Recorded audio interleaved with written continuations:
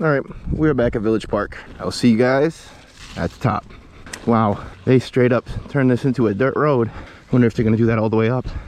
I'm not gonna lie, the climb is much easier now. All right, let's go hit some drops.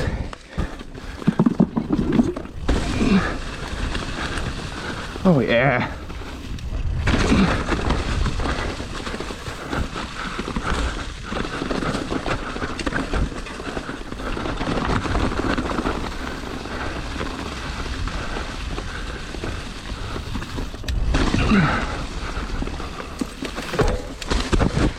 Woo! I just totally jumped off my bike before it slid out. So I'm working on this new thing that I saw online called 2-1 none. It's a way to brake, and to simplify it as much as possible, it's essentially 2 is using both brakes, front and back. 1 is just the rear brake, and then none is no brakes. So the idea behind this is that you first start going into a turn or a steep downhill section, you apply both brakes until you're at the speed that you want or approaching the speed that you want. And then when it's time to maneuver the turn and let off on the brakes, instead of letting off on both brakes, you let off on the front brake, hold a little bit on the rear brake, and then you let off the rear brake slowly. That way you scrub off as much speed as possible early, you maintain some braking through the turn if you need it with the rear, and you're letting go of the front so you won't wash out.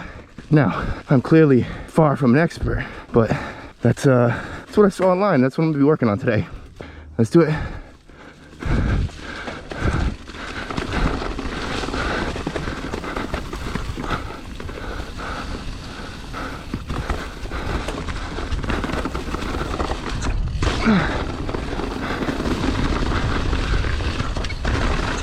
Oh yeah. Woo!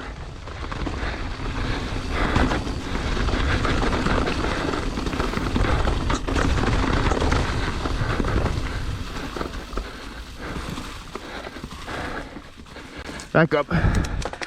Another thing I'm working on, which isn't exactly new to me, but it's something I need to focus on way more, is leaning the bike over and really applying pressure to the front to dig in the side knobs. Ever since getting in this enduro bike, my weight has shifted a little bit backwards. I don't have quite as much weight on my hands, which is good for like pedaling around, I suppose, but I need to consciously think about pushing down in the front, especially when it's not that steep. When it's super steep, you just kind of naturally do it because this bike was built to go downhill. But in most of the regular terrain that I ride, I do have to apply some pressure. Right now, I'm running the recommended sag settings, which are, feel a little bit stiff.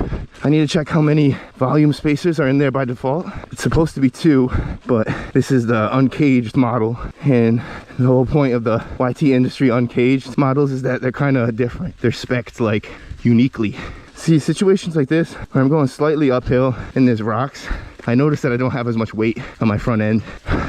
I think I went too short on the stem. I went 35 down from a 50, and the 50 didn't feel that bad, to be honest. So I ordered a 40, but I might just end up going back to the 60, or the 50 I mean, because these YT bikes are spec'd a little small anyway. The bike fits perfectly. Usually I stop and take a break, but I feel like we don't need to.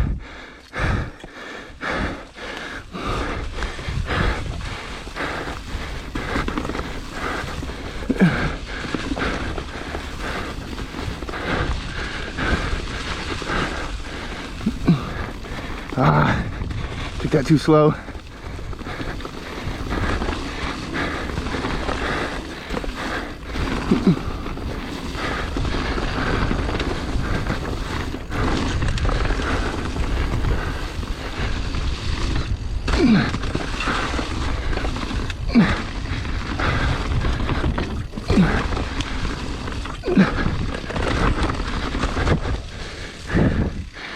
I'm going to use the compression halfway closed in the grip setting. This is a grip 1 damper.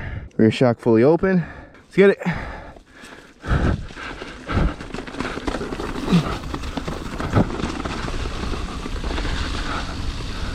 Oh, it feels weird to lean over the bike that much.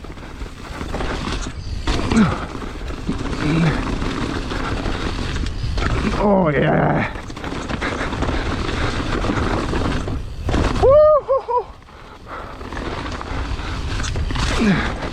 God, that feels so good.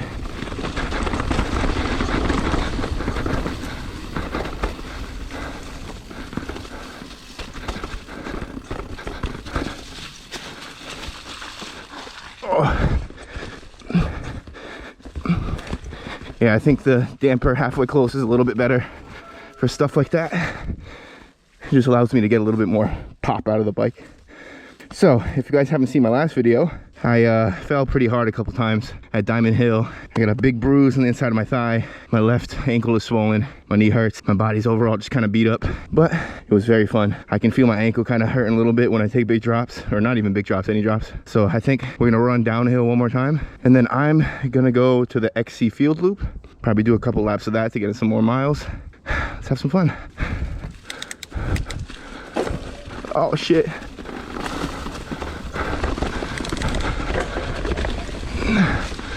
Mistakes were made. Oh, foot's in the wrong place. Made up for it. Woo!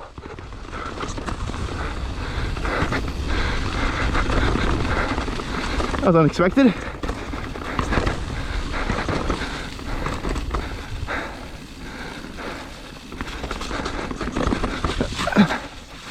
Oh yeah.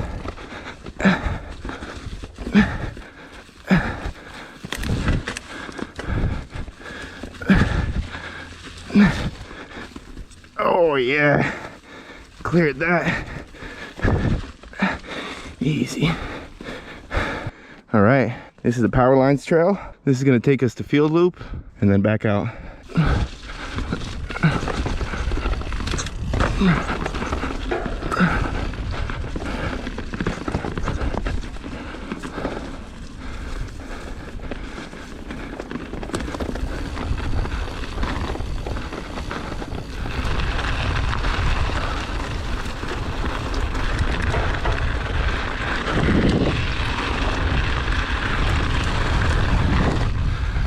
This is where we need to firm up the suspension, and we go for a little pedal.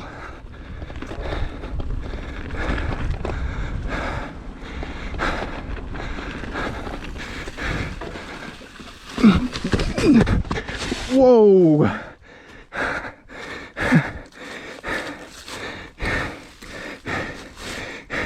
Good thing I'm not on Clifton's. Oh my god. I should have tried to bunny hop it instead of rolling it. That was crazy. I think the biggest issue there is I went at it diagonally. So I just slid across the top.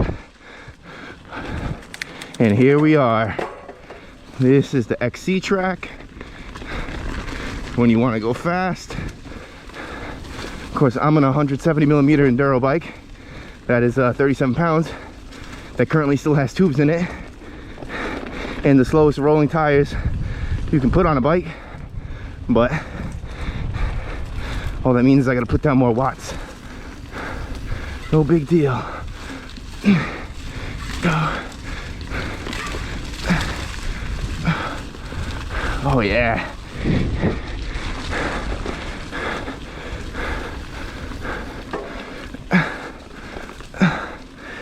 Go.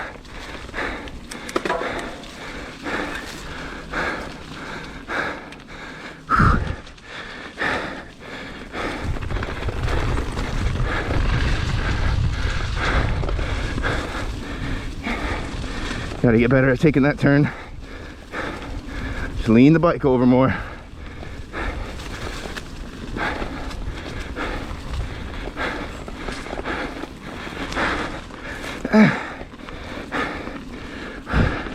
All right, y'all. I'm gonna do a few laps around this, and that's gonna be it for today. Peace.